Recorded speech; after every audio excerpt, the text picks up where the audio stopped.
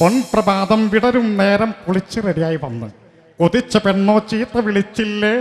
അല്ലോ, എളിപ്പനായി ഞാൻ, വിസന്നനായി, പിരാന്തനായി നമ്മൾ നിന്ന്. അല്ലോ,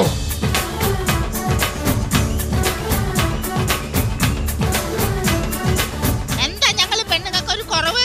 അങ്ങനെ ഉണ്ടെങ്കിൽ തന്നെ രണ്ടെണ്ണത്തിന്റെ കുറവുള്ളൂ. ഒന്ന് താടിയുടെയും ഒന്ന് മീശയുടെയും.